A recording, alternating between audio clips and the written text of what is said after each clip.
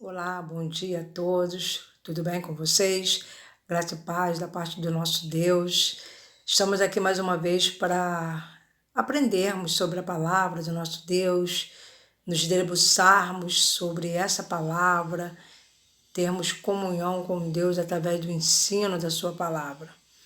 Hoje a lição nos traz um tema bastante sugestivo. É a lição de número 7 que diz: Conte comigo. E ela vai falar sobre uma questão bastante interessante sobre a gratidão, ser grato, a importância que Deus nos dá quando nós somos gratos, gratos a Ele e gratos àqueles que convivem conosco, a nossa família, os nossos pais, não é isso? Então, o tema sugerido aqui na nossa lição, o tema básico que vai dar embasamento ao que a gente vai aprender nesse dia, se encontra em 1 Timóteo, capítulo 5, verso 8. Somente o verso 8, acompanha comigo. 1 Timóteo, capítulo 5, verso 8. Contudo, se alguém não tem cuidado dos seus, e principalmente dos da sua casa, negou a fé e é pior do que um infiel. Veja que palavra tremenda, que palavra interessante, orientadora para nós. A Bíblia nos orienta a cuidarmos daqueles que cuidam de nós. E a gente quer colocar aqui, especificamente dentro da nossa casa, o relacionamento que você tem tido na sua família, com o seu pai, com a sua mãe, os seus irmãos, se é que vocês têm, que convivem com você diariamente, né? A Bíblia nos orienta, e a gente viu isso há algumas semanas, que deve-se honrar o pai e a mãe.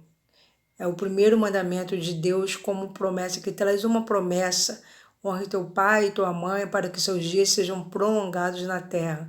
Paralelo a isso, embutido a isso, está a gratidão. Porque quantas vezes a gente se vê agraciado, o pai ou a sua mãe faz alguma coisa para você e é tão natural, é tão rotineiro que você nem se dá conta daquele cuidado, daquele carinho que ele tem dispensado a você. Quantas e quantas vezes. Na nossa lição, na primeira página aqui da nossa lição, o autor coloca um relato pessoal onde ele diz que quando tinha 12 anos, a sua mãe precisou se ausentar devido a problemas de saúde e então ela ficou alguns dias fora de casa. Não tinha ninguém para fazer nada. Então ele vai e cuida de tudo, os trabalhos domésticos que a mãe costumava fazer. Agora, na sua falta, ele cuida de tudo, diz aqui o relato.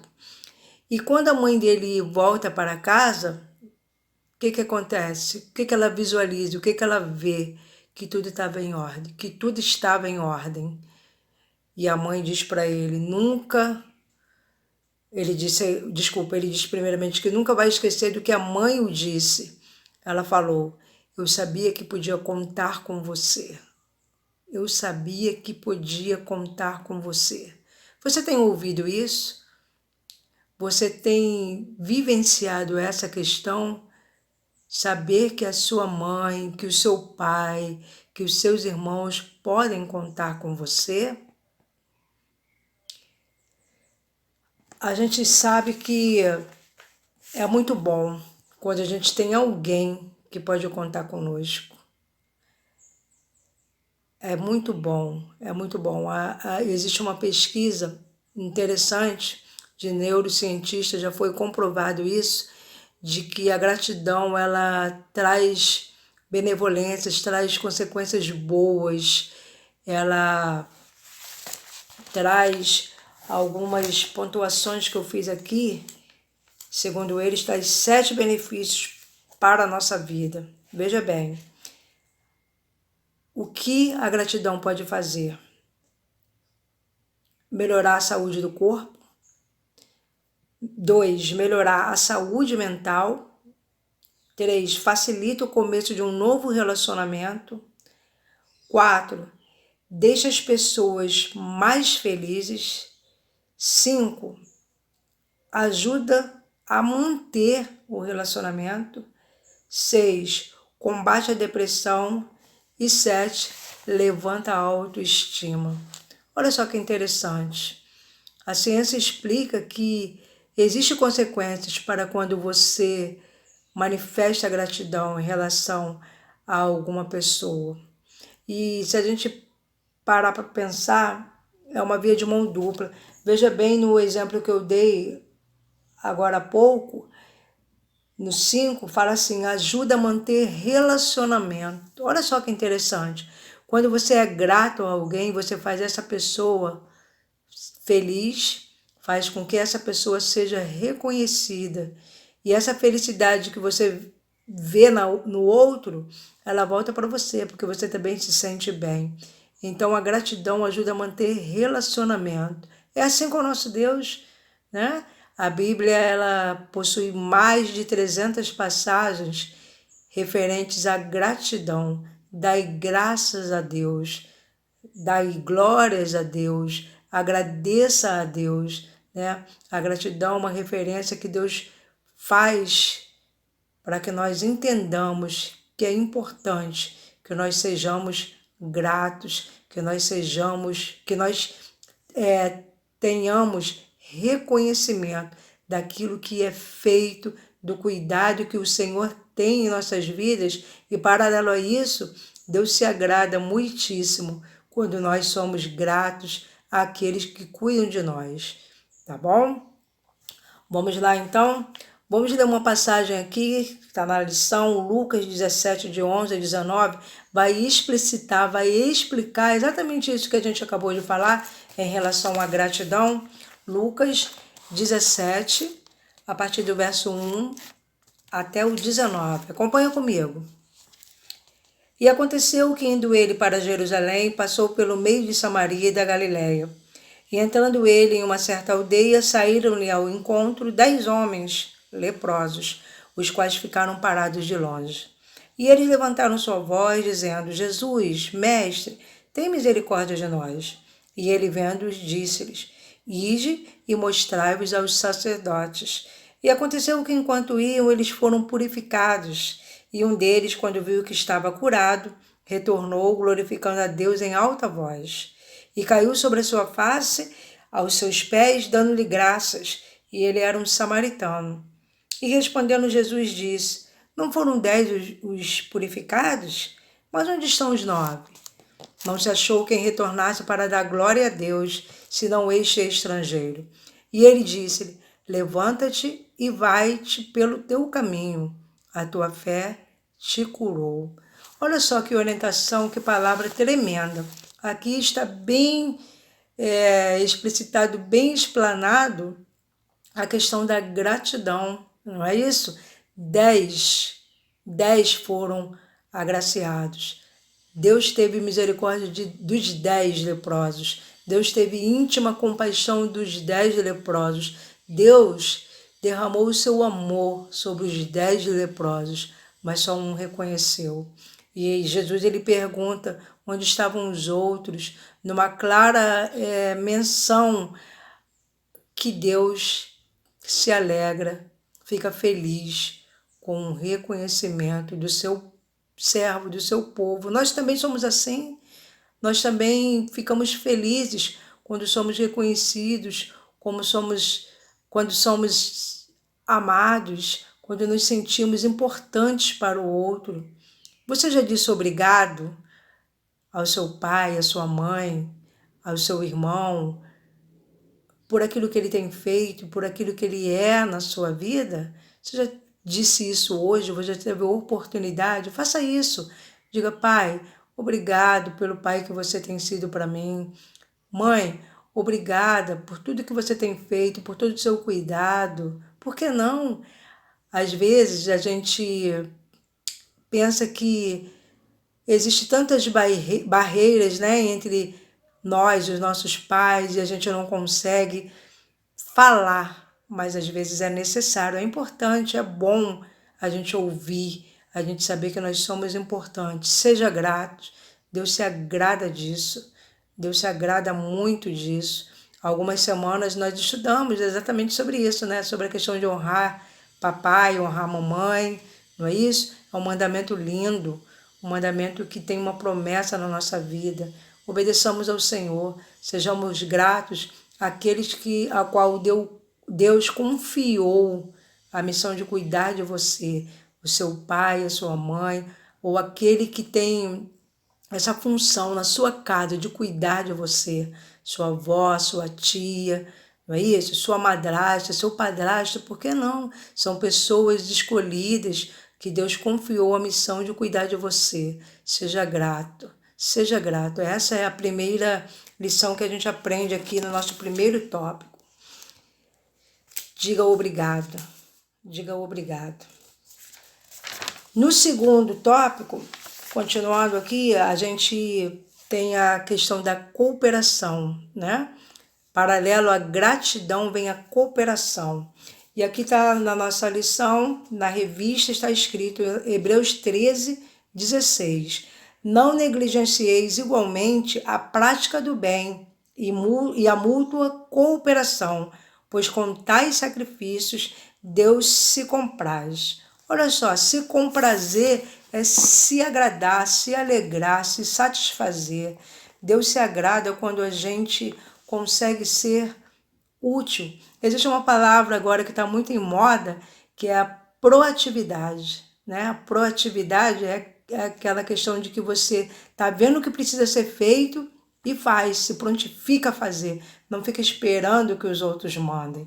Isso é muito interessante, porque a Bíblia diz aqui, uma narrativa em 2 Reis, está bem resumida aqui na nossa lição, quando aquela menininha que era serva de Naamã, que colaborava com o trabalho na casa dele, se preocupou em ajudar as pessoas que ali viviam com ela. Está lá em 2 Reis, capítulo 5, de 1-6. Depois você olha com calma.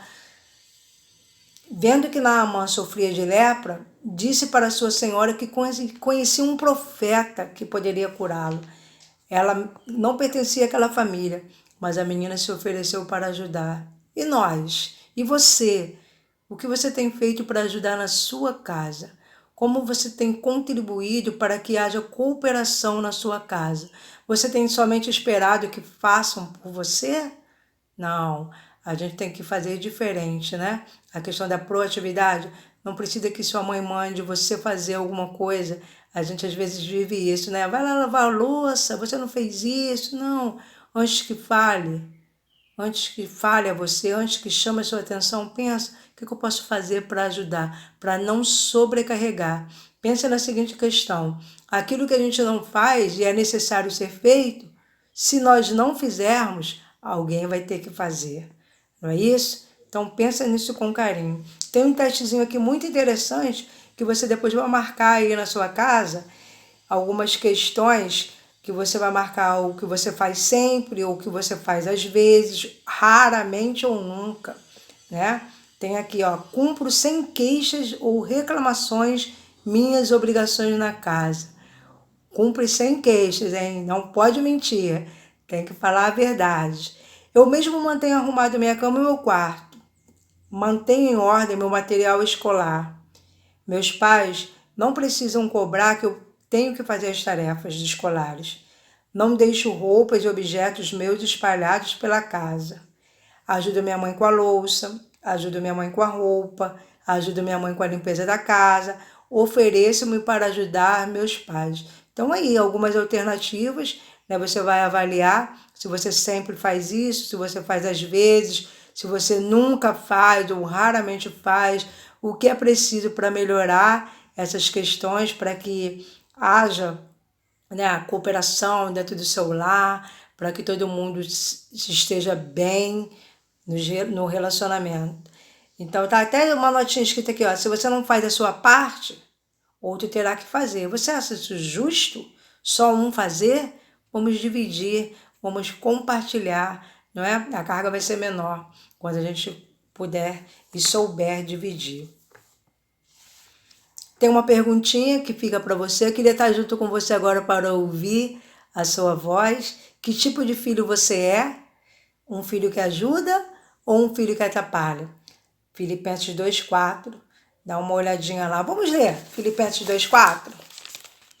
Vamos ler Filipenses 2,4, que a gente vai pensando aí como a gente tem sido como filho. Filipenses 2,4. Não atente cada um para suas próprias coisas, mas cada qual também para as coisas dos outros, né? É a cooperação mesmo, é você não pensar só em você, mas pensar no coletivo. O último tópico aqui é a participação, né? Participação. Contem comigo. Hebreus 13:5 diz assim: conserve-se livres do amor ao dinheiro e contentem-se com o que vocês têm. A questão aqui agora é a questão de você não desperdiçar, não é? Não gastar. A gente em casa, eu falo muito com meus filhos, ó, come tudo direitinho, não deixa nada no prato, não desperdice, porque tem outros que não têm um alimento que você tem. A gente, como mãe, você deve ter ouvido isso da sua mãe. A gente sempre está lembrando os filhos em relação a isso, para que a gente possa pensar no próximo. E ele fala aqui, ó, não abuse do dinheiro de seus pais. Eles trabalham duro para sustentar a casa. Não seja um adolescente que nunca se contenta com o que tem e que vive pedindo demais. A Bíblia condena o amor ao dinheiro e o apego aos bens materiais. Eu sempre digo aqui em casa, para as crianças, que a gente tem o necessário. A gente tem o necessário, o que Deus nos garante, o que Deus nos sustenta. Então, se sinta feliz, se sinta grato, agraciado, porque os seus pais dão a vocês aquilo que é necessário, aquilo que eles podem dar. Quando o autor colocou aqui, ó, não seja um adolescente que nunca se contenta, se contente, seja feliz com aquilo que você tem, seja feliz.